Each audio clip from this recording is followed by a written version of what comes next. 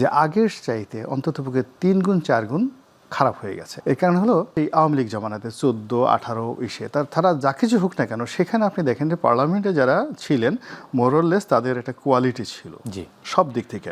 আপনি সেটার সঙ্গে যদি রেশিও ধরেন, এই বছরে যদি আপনি প্রার্থী তালিকা দেখেন, তাহলে আপনি দেখবেন 2009 সালে আমরা যখন প্রার্থী ছিলাম, আমাদের কথা বাদ, তার মানে হচ্ছে আওয়ামী লীগের যে পার্লামেন্ট ছিল সেই পার্লামেন্টে কিছুটা কোয়ালিটি ছিল আপনি বলতে চাচ্ছেন। মানে এখন যেভাবে সম্ভাব্য যেটা তার সাথে অনেক ভালো কোয়ালিটি ছিল। আমাদের দেশে যখন যে নির্বাচনী বিধি ব্যবস্থা, কোনো একটা নির্বাচন 1 কোটি টাকার নিচে হবে না। আর অনেক অনেক এলাকা আছে নোয়াখালীর মতো জায়গাতে, সেখানে মিনিমাম 10 কোটি টাকা থেকে 20, 25, 50 কোটি টাকা পর্যন্ত খরচ হয়ে যায়। এটা ডিপেন্ড যে প্রতিদ্বন্দ্বী প্রার্থী সে কতটা ধনী।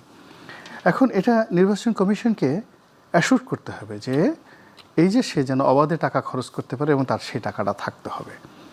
এবং তাকে জিজ্ঞাসা করতে হবে যে আপনার ওই এলাকাতে, আমি জানি যেমন ধরেন আমার যে নির্বাচনী এলাকা, এখানে নির্বাচন করতে 1 কোটি টাকা লাগবে। আর যদি আপনি নোয়াখালীর বেগমগঞ্জ ধরেন, বেগমগঞ্জে নির্বাচন করতে 20 কোটি টাকা লাগবে। এখন যিনি প্রার্থী হবেন তাকে প্রথমে জিজ্ঞেস করতে হবে যে আপনি 20 কোটি টাকা কোথায় পেলেন, আপনি এটা খরচ করলেন, উনি যেটা বললেন যে আপনি যেটা খরচ করলেন, এই 20 কোটি টাকা কেন আপনি খরচ করবেন, এবং এই টাকাটা আপনি রিটার্ন নেবেন কিভাবে, এবং আপনার যে 20 কোটি টাকা আছে এটার আপনি আমাকে দেখান। আপনার যদি বৈধ ইনকাম থাকে, 100 কোটি টাকা আপনার ইনকাম ট্যাক্স ফাইলে থাকে, ইভেন 20 কোটি টাকা থাকে, আপনার টাকা আপনি ছেড়ে ফেলে দেন, আপনার কোনো অসুবিধা নাই। কিন্তু আগে আপনি আমাকে বলেন যে আপনার এই নির্বাচনের টাকা আসবে, কিন্তু এখানে না করে সব জায়গা থেকে একটা শুভঙ্করের ফাঁকি। রনি ভাই, তাহলে প্রশ্নটি যে জায়গাটিতে আলোচনায় ছিলাম সেটি হচ্ছে যে আসলে এই যে মানে আপনাদের দুজনের আলোচনায় দেদারসে স্বতন্ত্র প্রার্থীদের মনোনয়ন বাতিল হয়ে গেল, তাহলে কি উৎসব থাকলো? এতে করে কি ভোটের মাঠে কোনো প্রভাব পড়বে? মানে মূলত হলো কি, আসলে যেই লাউ সেই কদু। আগে যেভাবে এই যে রাজনীতির নামে চাঁদাবাজি, মনোনয়ন বিক্রি, দুর্নীতিবাজদের উল্লাস নৃত্য, মন্দ এবং বাজে লোকদের হাতে রাষ্ট্রীয় কাঠামো এবং রাজনীতি চলে যাওয়া, এইবারের এই এত বড় বিপ্লবের পরে আমরা আশা করেছিলাম কিছুটা হলেও পরিবর্তন হবে, কিন্তু অবস্থা হলো যে আগের চাইতে অন্ততপক্ষে 3 গুণ 4 গুণ খারাপ হয়ে গেছে। এর কারণ হলো সেই আওয়ামী লীগ জমানাতে 14, 18 ইসে তারা যা কিছু হোক না কেন, সেখানে আপনি দেখেন যে পার্লামেন্টে যারা ছিলেন মোরলেস তাদের একটা কোয়ালিটি ছিল সব দিক থেকে। আপনি সেটার সঙ্গে যদি রেশিও ধরেন, এই বছরে যদি আপনি প্রার্থী তালিকা দেখেন, তাহলে আপনি দেখবেন 2009 সালে আমরা যখন প্রার্থী ছিলাম, আমাদের কথা বাদ, তার মানে হচ্ছে আওয়ামী লীগের যে পার্লামেন্ট ছিল সেই পার্লামেন্টে কিছুটা কোয়ালিটি ছিল আপনি বলতে চাচ্ছেন। মানে এখন যেভাবে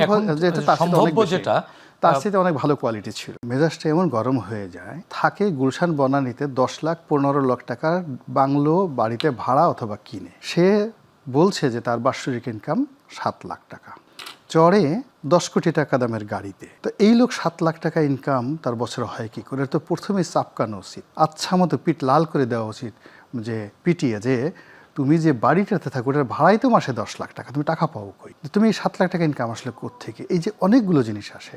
আবার একজন লোক সরকারি একটা চাকরি করত, তো সরকারি একটা চাকরি করত কি ছিল, একজন টিওনো পর্যায়ের কর্মকর্তা ছিল। এরপর হঠাৎ করে এমপি হয়ে গেল। এমপি হওয়ার পরে বিরাট একটা সময় জেলে ছিল। এখন দেখা গেল সেই সমস্ত লোকের বছরে 10 কোটি টাকা ইনকাম। আমাদের প্রশ্ন যে এই 10 কোটি টাকা তুমি মাসে ইনকাম আসলো কোত্থেকে? তোমার তো বাপের কিছু ছিল না, your father was A poor man. তুমি জীবনের শুরু করছো একটা টিওনোর মানে এসিল্যান্ডের চাকরি দিয়ে, তারপর তুমি এই কয় বছর বা 2 বছর বা 3 বছর তুমি মেম্বার অফ পার্লামেন্ট ছিল, তোমার এই টাকা হলো কোত্থেকে? আবার মানে এখানে এক গ্রুপ বলছে আমার টাকা আছে, আর এক গ্রুপ বলছে টাকা নাই। এরকম ভণ্ডদের দিয়ে তো আসলে রাজনীতি হবে না।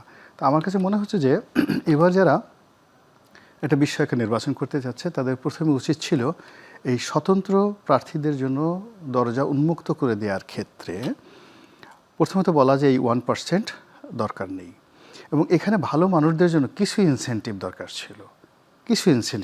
যেমন দেখা গেল যে একজন মানুষ 30 বছর সে ইনকাম ট্যাক্স দিচ্ছে।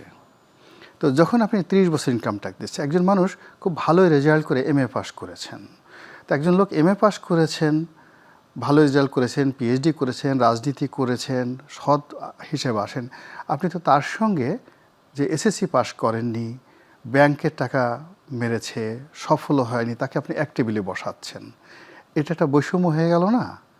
তো এখন এই যে বৈষম্য হয়ে গেল, ফলে আমি মনে করি যে আমাদের যে পার্লামেন্ট নির্বাচন যারা জনগণকে রিপ্রেজেন্ট করবে, যাদের আইডেন্টিটিতে সারা দেশ পরিচিত হবে, দেশে এবং দেশের বাইরে, যারা রেড পাসপোর্ট পাবে, যারা মৃত্যু পর্যন্ত একজন এমপি মেম্বার অফ পার্লামেন্ট ধরে নেওয়া হয় যে তিনি মন্ত্রী এবং প্রধানমন্ত্রী এরা সমগোত্রীয় সমপর্যায়ের।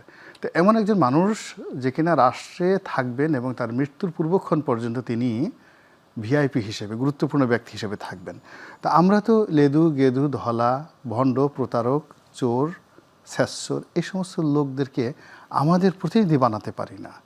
এই যে একজন লোক দেখা গেল যে আফসোস করতেছে যে আমি ঋণ খেলাফি, আমি এটা হচ্ছে, আরে বাবা তুমি নিজে যেখানে একটা ব্যবসা চালাতে পারোনি, ব্যাংক থেকে টাকা নিয়ে টাকাটা ঠিক মতো ফেরত দিতে পারোনি, তো সেখানে তুমি 5 লাখ লোকের রিপ্রেজেন্টেশন করবা, তাদের অভাব অভিযোগ তুমি করবে। একটা এলাকাতে 5,000 কোটি টাকার বছরে যদি 4-5 বছরে কাজ হয়, তো এই টাকার দিকে তো তোমার লোভ চলে যাবে, লালসা চলে যাবে। এই লালসা থেকে তুমি কিভাবে মুক্ত হবে?